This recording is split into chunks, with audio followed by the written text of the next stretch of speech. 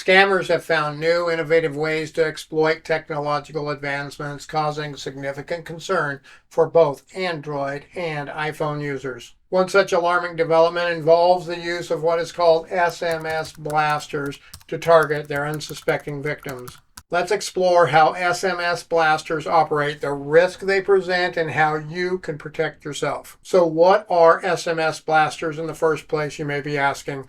Well, SMS blasters are small devices that mimic the functionality of cell phone towers. These devices emit signals that can trick nearby smartphones into connecting to them instead of legitimate network towers. Then, this unauthorized connection allows scammers to bypass the security measures typically provided by cell phone carriers. And the result is that your phone becomes susceptible to an influx of spam messages, potentially leading you to click on malicious links or download malware or viruses right onto your phone without you ever knowing you did anything wrong. In layman terms, they spam or flood your phone with text messages, not going through the cell phone service provider you have, but directly to your phone from the SMS blaster in hopes that you will click on one of the dozens, hundreds, or even thousands of malicious links they send to you all at once. This video is sponsored by OREP Insurance and Working PI Magazine. OREP is a leading provider of private investigator liability insurance.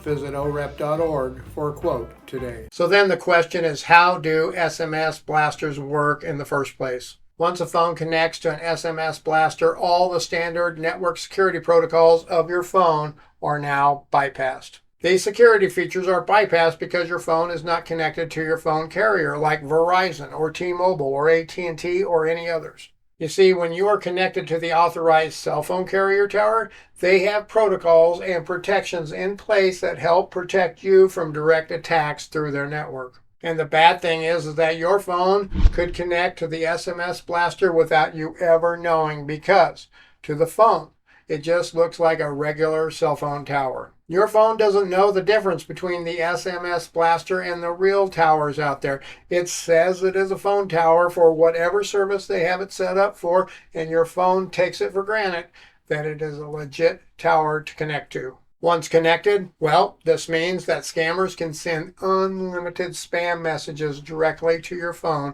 while it is connected to the SMS blaster. These messages will contain dangerous links, viruses, or malware attachments designed to steal your personal information as well as to compromise the phone's functionality so they can take control of the phone. Another huge problem is the portability of these SMS blasters. These devices are small enough to fit into a backpack, a car, on the back of a motorcycle or a bicycle, you name it, they can easily be made mobile and be disguised.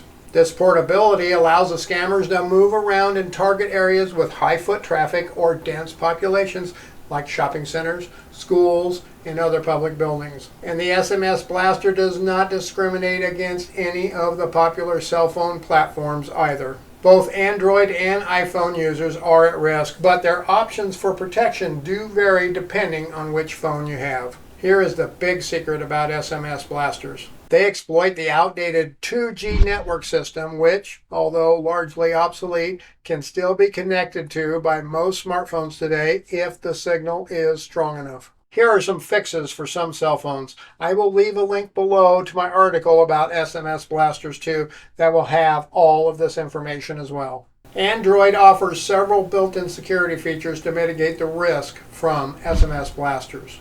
First off, you can disable 2G networks. Yep, you can disable 2G networks on most Android devices, but this is a bit tricky. Android 12 introduces a feature that allows users to disable 2G at the hardware level, completely eliminating the risk. This setting is particularly effective if your device supports Radio HAL 1.6 or above.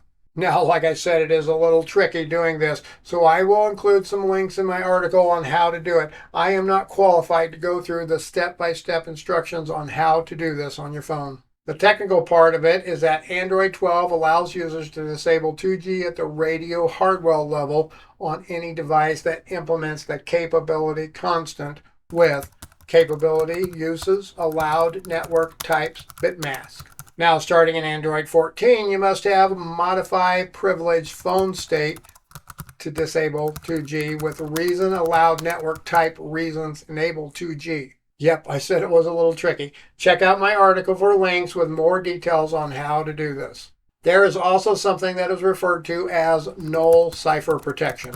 With the launch of Android 14, devices implementing Radio HAL 2.0 or above can disable null ciphers, which is a requirement for SMS blasters to inject messages to the phone in the first place.